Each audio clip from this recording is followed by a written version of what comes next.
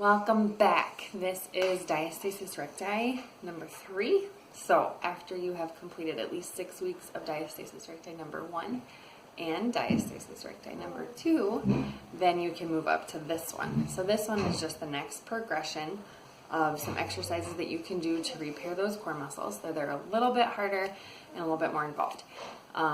When I was doing these, I still used my binder all the time, so I was always incorporating that extra assistance for my core muscles to combine and join back together and to strengthen in the planes of motion that they're supposed to be, so the way that they should function normally. Okay, so for these exercises, we're actually going to use a few pieces of equipment. I have a 3-pound weight and then a big stability ball or exercise ball. If you don't have one of those, a small ball will work. The point of it is to have something that's squishy and that you can hang on to. If you do not have 3-pound weights, fill up a Tupperware cup with some water and put the lid on, and those actually work quite fine. Very similar. They might not be quite as heavy, but they're a little bit of resistance and they will make do.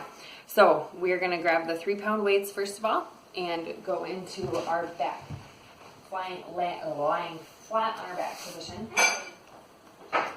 The one weight is going to go between your knees. And again, if you're not quite ready for this, you can also take it down a notch and you can do it without the weights altogether.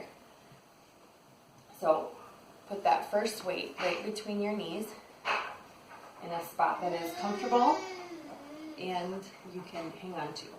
And before you lift your legs, flatten your back against the floor. Pull your belly button into your spine, put the weight in between, and get your knees up. You don't want to get into position until your core is ready, is the point. So put that weight between your knees or somewhere that it's comfortable and that it'll stay. And then the other one is going to go into your right arm. Your left arm will go out to the floor. And now what you're going to do is move your legs and arm opposite.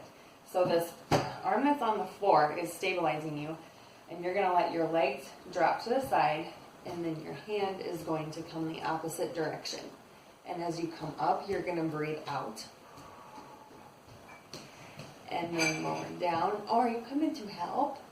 You better wash your hands first. Got syrup on my hands. One of the things on this one is to remember that you don't want to pull your knees in to your chest. So you want to keep your knees at 90 degrees and your hips at 90 as you float both of them out. And you're going to want to do about 10 on each side. Yes, I see your bum.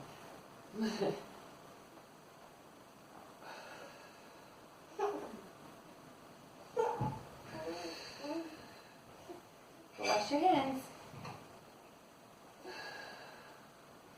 And then we're going to switch sides. So the weight stays there. Your opposite arm is going to come out, and the opposite arm goes up. Legs are going to fall the other direction. Thank you very much. Down. Here, go bring it. Wash hands, you touch the tail. Oh, yeah. And again, 10 on this side. Wait, you want to take your prescription? That doesn't mean you can drink out of it. I already have one. There we go. Always keep your back flat. Even through those, every time you come back to this middle position, flatten your core again and put it back to where it's supposed to be. All right, set those aside. And next up, we're going to do a lying leg, a bridge with one leg up. So flat on the ground. Feet are flat on the floor.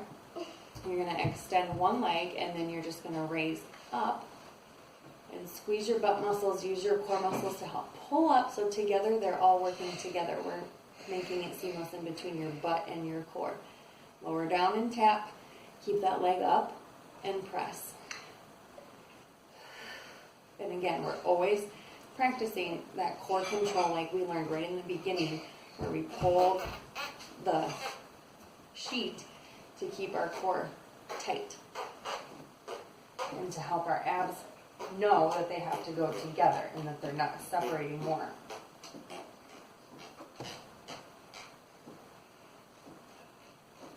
And you'll do do about 10 of these on a side, and then switch. And again, the same thing. Breathe out on the way up to really squeeze all those muscles into contraction and doing the motion that you want to do here.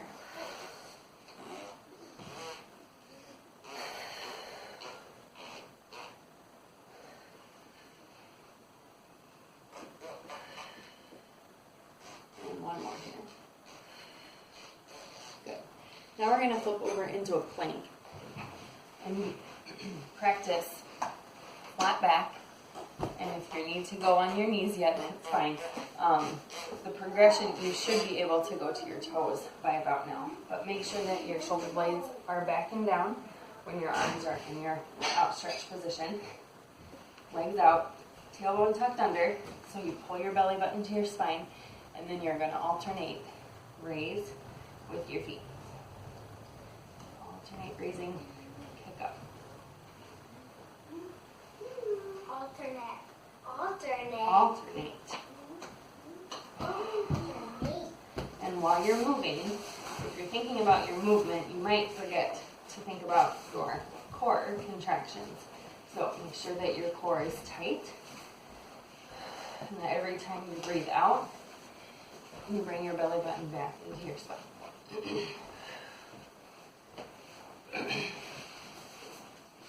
Okay, she's ready with our ball. Whoa! And relax. Good job. We'll do about 3 sets of 10 of those as well. Don't take my ball. Not yet. We have one more to do on the floor and then I'll eat it. Oh, okay. Good. Alright, now you're going to lie back. Your hands are going to go under your butt for this one. Head is on the floor.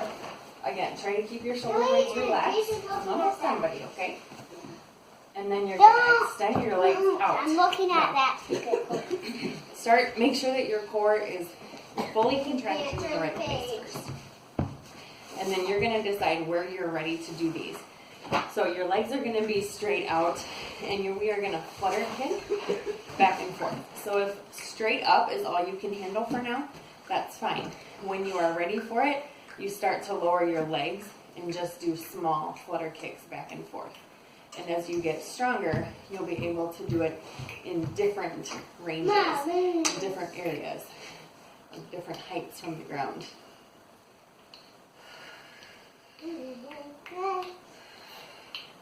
You're making this a little extra difficult. Thank you for the added resistance. Thank you. And you'll do 10 to 20 flutter kicks here before you can relax. Your turn. Now I don't think you can sit on me for the next one. Now I need the ball. Would my assistant please hand me the ball? So this one is tough with a big ball because it's such a big ball. But if you have a smaller ball, you're more than welcome to use that too.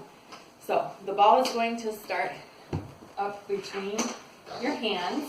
And you're going to contract your core, prepare your ab muscles, and you're going to pass the ball from your hands to your feet, and then extend down as low as you can go.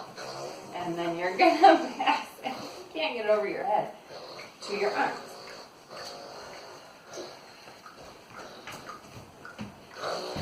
Taking a lot of concentration on my core muscles. Doing what is right here.